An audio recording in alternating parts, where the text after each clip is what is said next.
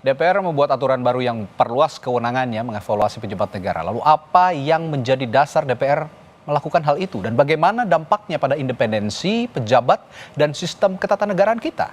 Kita akan bahas bersama Hakim Konstitusi periode 2003-2008 Marwarar Siahaan dan anggota Badan Legislasi DPR Daniel Johan. Selamat malam Bapak-Bapak. Malam, Pak. Malam semua. Baik. Saya ke Bung Daniel dulu. Sebenarnya apa sih yang mendasari DPR membuat perubahan tatip ini dan membuat DPR sepakat menambahkan aturan ini, Bung Daniel? Ya, pertama ya yang tadi sudah disampaikan penegasan aja, tetapi semangatnya tuh ada dua secara khusus perubahan tatip ini. Yang pertama adalah agar DPR itu bisa peka, bisa lebih responsif terhadap masukan masyarakat. Nomor satu, yang kedua adalah agar DPR bisa tetap memiliki tanggung jawab terhadap putusan-putusan yang diambil dalam kebijakan kenegaraan dan pemerintahan. Ya, khususnya adalah putusan atau pengisian suatu jabatan yang diusulkan, disetujui, dan diberikan pertimbangan oleh DPR. Sebenarnya ini bukan hal yang khusus atau hal yang baru, karena memang fungsi pengawasan ini sudah berjalan meskipun tanpa tatip ini. Tetapi ini agar bisa merespon dengan lebih cepat. Misalkan respon masyarakat ada tekanan ya, misalkan ada yang pejabat yang dipilih oleh DPR itu mungkin terlibat kasus hukum, terlibat ya karena usia lagi sakit. Jadi kita bisa merespon cepat masukan masyarakat. Jadi seperti itu. Dan itu salah pemahaman. Kita nggak punya wewenang untuk memberhentikan. Hanya rekomendasi. Kita lakukan adalah melakukan rekomendasi. Kepada siapa? Ditindaklanjuti sesuai undang-undang yang ada. Ya kalau MK ya undang-undang yang mengatur MK.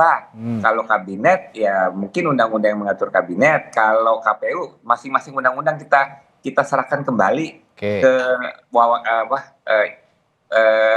kawasannya masing-masing. Kalau rekomendasi berarti boleh dijalankan, boleh tidak dong ya, Bung Daniel? Iya, namanya rekomendasi iyalah. Iya kan? Nah, kalau gitu saya ke Pak Marwarar.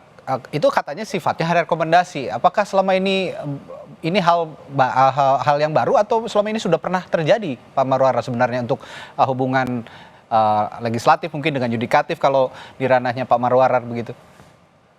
Iya, saya kira pertama-tama saya pikir kita harus melihat dulu kalau misalnya kewenangan seperti ini pengawasan ya di dalam undang-undang tentu sudah disebutkan sebenarnya hak pengawasan DPR itu di dalam 3 kategori kan.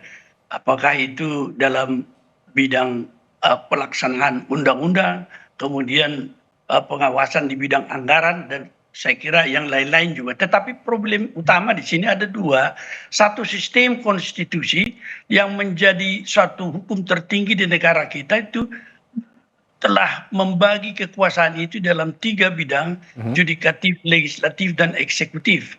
Oleh karena itu kalau kita misalnya di dalam paradigma perubahan konstitusi yang lalu dikatakan ketiga kewenangan ini adalah suatu kewenangan yang setara, tetapi dia dikatakan ada pemisahan kekuasaan, namun dia di dalam satu check and balance.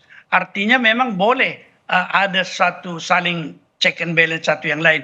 Tetapi di dalam hal kekuasaan yudikatif, kalau kita mengatakan ini sesuatu pengawasan yang boleh memberi rekomendasi, maka menjadi persoalan kita sebenarnya dari sisi tatip sumber kewenangan DPR itu, apakah itu cukup di peraturan tatip ataukah itu sumber kewenangan yang harus mengalir dari undang-undang yang merupakan turunan daripada pembagian kekuasaan yang ada di dalam konstitusi. Ini problem yang sangat mendasar saya kira kalau setiap saat kita melihat bahwa keinginan memperbaiki itu tidak berdasarkan suatu sistem di dalam konstitusi. Karena akibatnya nanti boleh kita lihat di masa lalu bagaimana DPR merekomendasikan seorang hakim konstitusi without due process of law, tanpa suatu pemeriksaan yang cukup layak terhadap apa yang menjadi hak daripada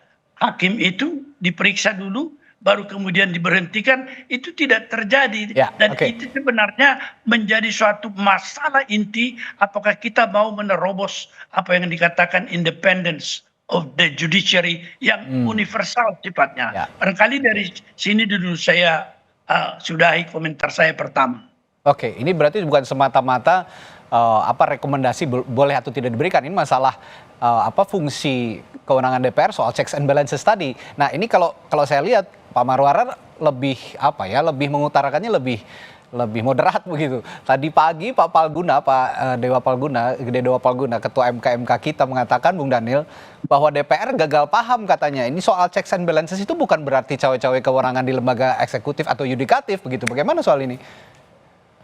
Kita bukan cawe-cawe ya, tetapi memang menjalankan konstitusi, undang-undang yang memang sudah diatur selama ini. Oke. Nah, perubahan tatip ini kan hanya perubahan internal di DPR, proses internal dalam rangka menjalankan tugas DPR di dalam pengawasan, itu saja. Tetapi sama sekali tidak mengubah undang-undang yang ada. Ini hanya penegasan mekanisme bagaimana anggota DPR menjalankan fungsinya di bidang pengawasan. Oke, nah kalau begitu apa sebenarnya dampaknya untuk independensi misalnya kalau dalam ranah yudikatif untuk hakim dan lembaga-lembaga lain misalnya? Saya akan tanyakan itu kepada Pak Marwarar nanti setelah jeda di Sapa Indonesia Malam. Tetaplah bersama kami.